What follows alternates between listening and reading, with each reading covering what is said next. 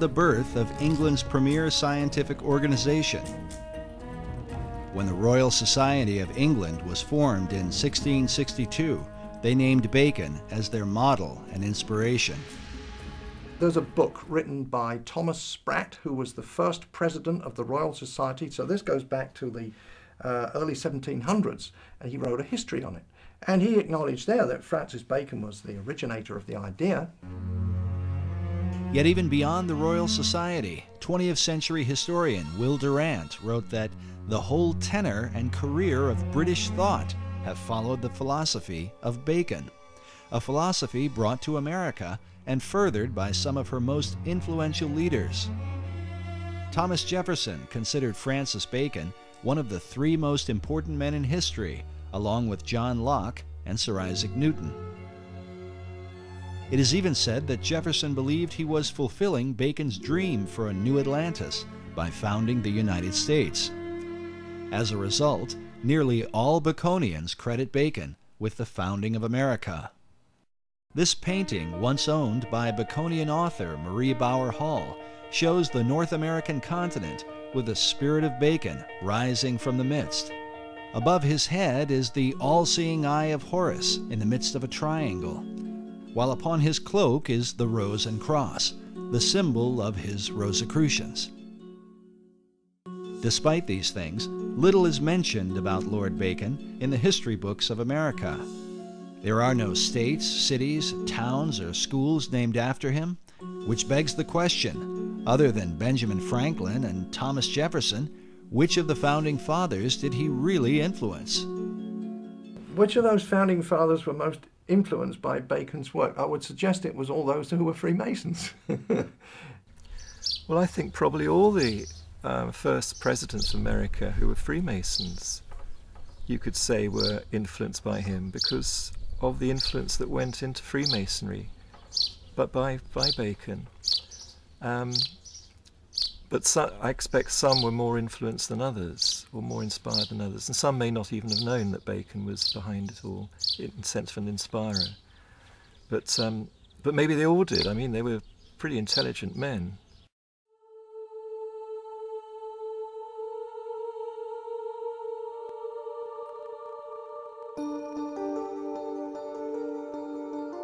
Bacon is considered by some to be the first Grand Master of modern Freemasonry.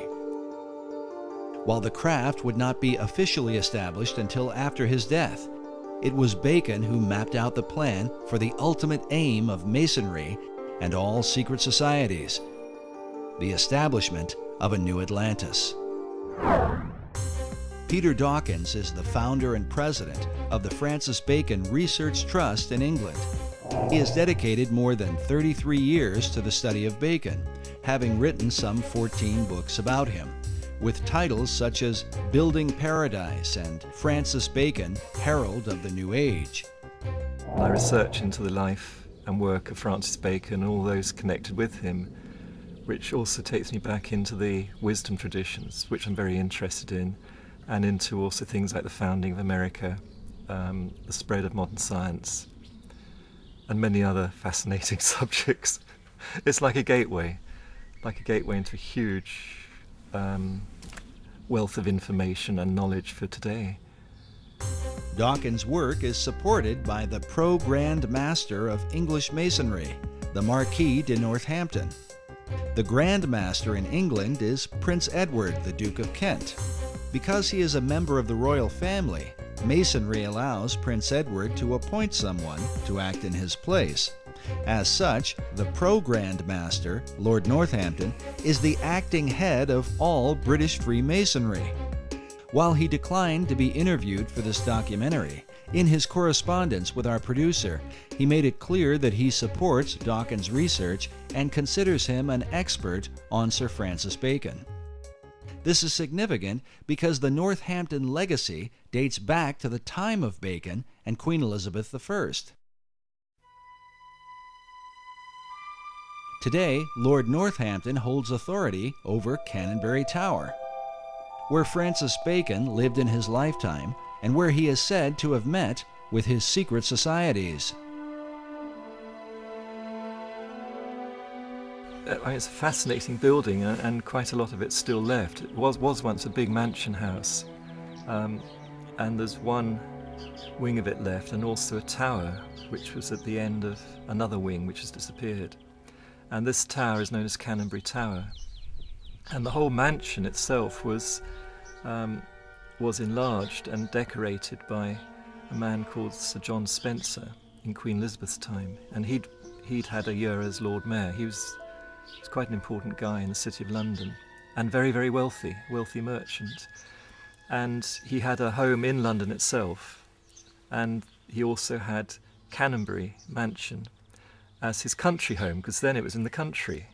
You know, now it's just surrounded by London, you know, part of London, but then it was in the country, up on a hill, and a wonderful place to go to get the country air, and good for your health. And Sir John Spencer was clearly involved with Freemasonry and the early Rosicrucian group, and he embellished all the rooms of the house with special carvings on the oak panelling, which have Masonic and Rosicrucian themes.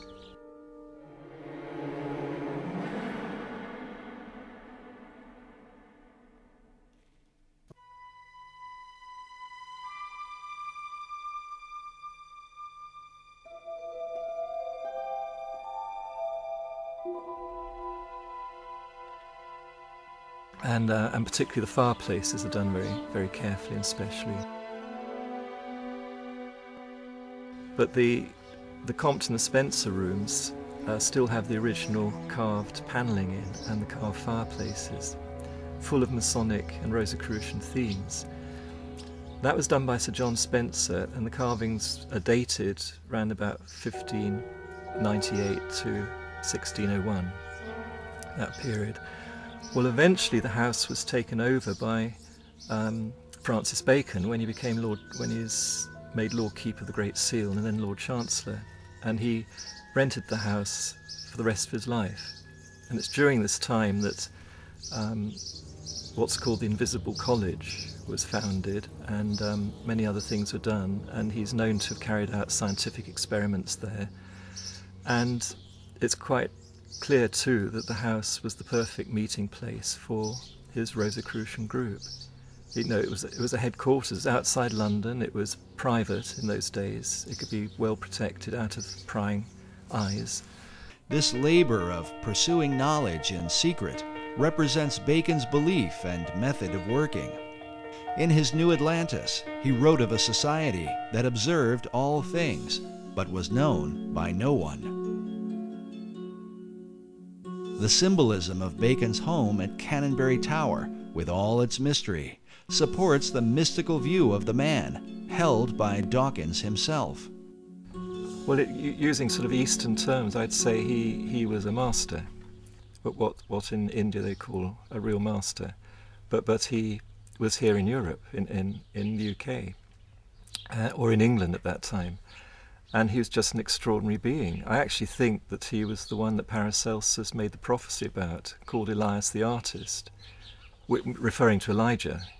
And in tradition, Elijah is said to come again and again to prepare people for the coming of the Messiah, or coming of the Christ, which has many different interpretations. And Bacon himself called himself the herald of the New Age, which is the title of Elijah. The question posed by critics of Baconian theology is, what Christ did Bacon come to herald?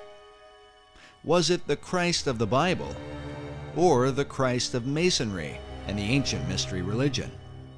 In the ancient mysteries, a trinity is also recognized, and is represented by a symbol that is little talked about, but one that some believe stands at the heart of all the Masonic tradition.